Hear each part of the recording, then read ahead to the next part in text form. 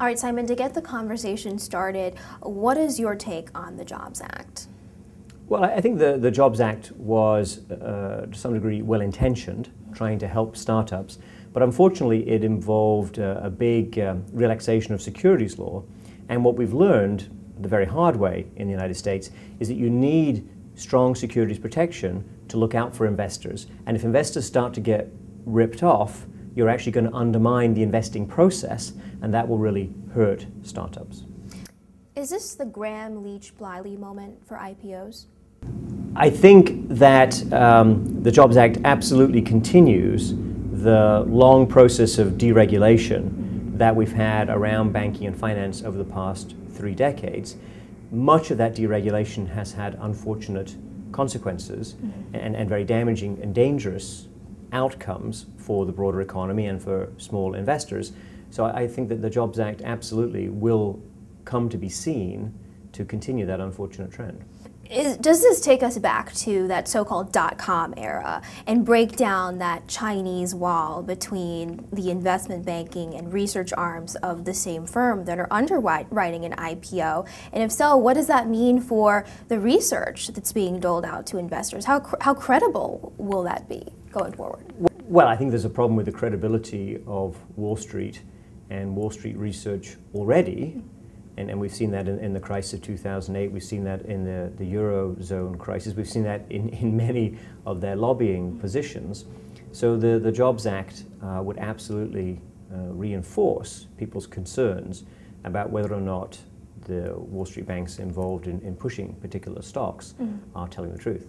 Right. You know, there's a sense that the individual investor isn't privy to the same information as far as IPOs in this case that institutional investors have, especially before an IPO. And we saw that play out a little bit with the Facebook IPO. Does the Jobs Act create a more unlevel playing field for individual investors? Well, the playing field is definitely not level at the moment, and individual investors have many obstacles to overcome. The Jobs Act, I fear, exacerbates that already existing situation. If Groupon had gone public and this law had been in place, is it safe to say that investors would not have known about the so-called accounting gimmicks that Groupon used to make its financials look a little bit better than they actually were? I mean, that process is now going to be sort of in the shadows. What does that mean for investors? The big concern is exactly that disclosure will be reduced as a result of this act. And if you go back in history to the 1920s, so before the modern era of securities law, what you had in that episode, in that decade, was a lot of misrepresentation and a lot of hiding of problems. And of course, when the market went up, people didn't care, but when the market turned down, it absolutely worsened the overall economic outcomes in this country and completely undermined the private sector. Let's talk about crowdfunding, because that's been a controversial part of the Jobs Act. Do you think that it will cause individuals large losses? We're talking small investors here. There's been a lot of criticism surrounding that.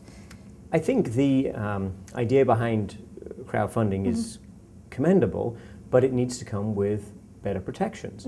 If you are facilitating people's ability to raise a great deal of money without full disclosure of what's involved and without adequate reporting to their investors, and history in the United States and around the world is quite clear. Many people will lose a great deal.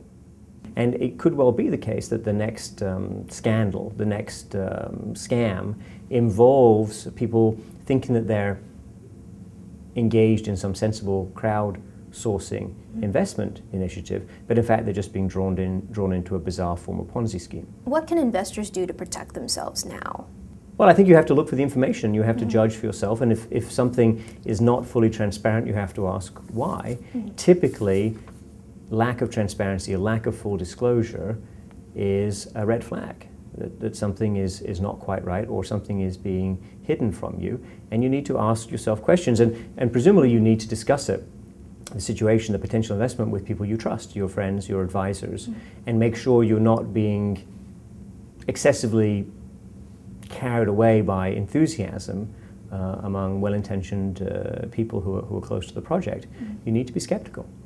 You know, what's interesting to me is that the Jobs Act has been in place since April, and it was supposed to boost the number of IPOs that have come out. I mean, granted, we have been in a weak economy. The markets have been very volatile, and certainly Facebook has called into question IPOs in general in the view of individuals. Is that surprising to you? Well, I think the benefits that were claimed for this legislation were exaggerated. You should never expect instantaneous and enormous results. And as you say, the economy has been weak. So we'll see what happens going forward in terms of increased IPOs, better access to capital. And that's the key point, that startups will find it easier to get investors and to get off the ground and to generate jobs because of this act. I'm skeptical. You're skeptical. You don't think that this law will create jobs and help boost the economy as intended? Look, we lost the jobs in this country because of the biggest financial crisis since the 1930s. Rebuilding the economy, shifting away from this excessive reliance on credit and on a highly leveraged financial system takes time. Takes time always. Has taken time in the past in American history, takes time in other countries. Wishing for a quick fix, hoping for some magic bullet, is an illusion. And the Jobs Act is part of either a well-intentioned illusion or a series of magic tricks that are designed to distract your attention from what's really going on. What does this law mean for Wall Street?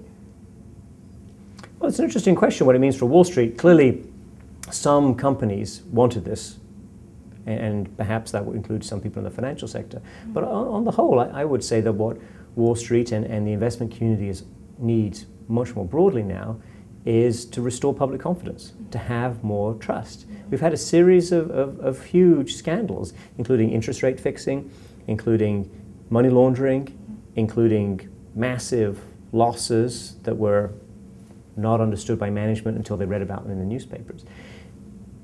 The last thing Wall Street needs right now is a new string of scandals.